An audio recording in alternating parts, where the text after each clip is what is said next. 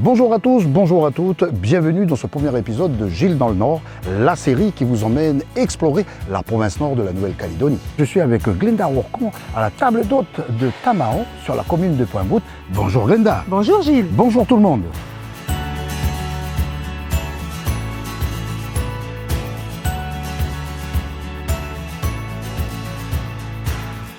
Et justement, tu vas nous donner un petit cours de cuisine calédonienne. Oui, et puis tu vas m'aider à préparer ce repas pour ce midi. Il n'y a pas de souci. Alors, qu'est-ce qu'on mange? Alors, entrée, salade de chouchoute, crevettes au carré de lait de coco et un pot de citrouille.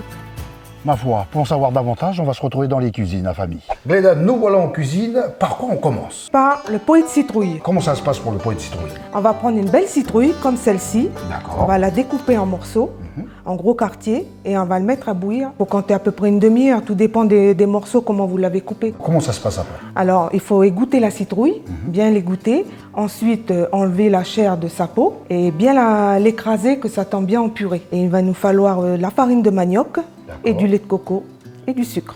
Comment on calcule le dosage de la farine de manioc? Alors, il faut 2 bols de citrouille pour 1 bol de farine de manioc. Parce que quand tu mets trop de farine de manioc, ça va faire plutôt du caoutchouc, là. Ça va durcir. D'accord. Voilà. Il faut huiler un petit peu le plat. Le plat. La citrouille dans le plat et l'enfourner à 200 degrés. On passe au lait de coco. On passe à l'étape du lait de coco. Et on fait 4. 4. Et voilà. Voilà. J'ouvre le four. Pour pouvoir après mettre le lait de coco. On verse le lait de coco. Voilà. Et tu sépares, tu fais les compartiments. Voilà, on fait les compartiments. Maintenant, on passe à la salade de chouchoute. Ben, les chouchoutes, c'est simple. Tu les mets simplement dans de l'eau et tu fais bouillir. Alors, pour que ça soit plus rapide, tu peux les couper en deux. Et ben, moi, je pique avec une fourchette. Et dès que la fourchette, elle rentre bien dedans, ça veut dire que c'est cuit. On coupe en cubes. On met de l'ail, des oignons, du persil, vinaigre d'alcool, de l'huile d'olive. J'utilise toujours l'huile d'olive, magie. Et je mets une boîte de maïs en général dedans.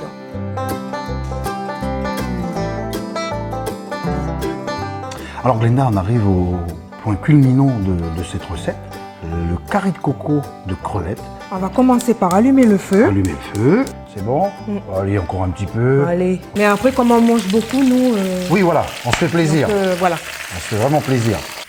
On rajoute les oignons.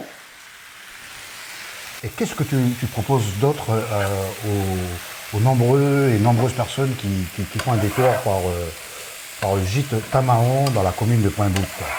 Ben, après, je propose un peu de tout. Il y a du cerf, il y a des cochons, cochons entiers au four, ça peut être des paellas, couscous, voilà, c'est un peu varié. Là, on va ajouter le lait de coco et le curry. Ça marche. Et puis, on va laisser mijoter 2 minutes et puis ça sera fini. Je pense qu'on a envie de vous dire qu'on est dans l'extase du moment. Voilà, ça c'est la première. Tu peux y aller avec le curry. Voilà.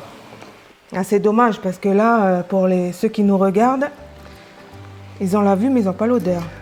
Là, est-ce qu'on continue d'assaisonner ou... Ouais, on va mettre du persil.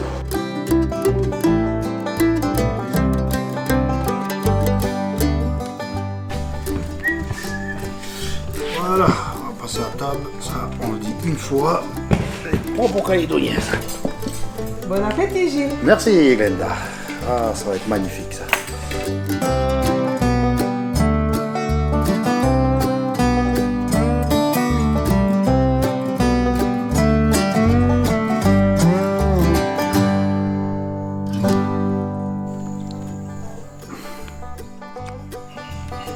La famille, ne perdez pas le Nord. C'est tout ce que j'ai envie de vous dire. Et à très bientôt pour un nouvel épisode de Gilles dans le Nord.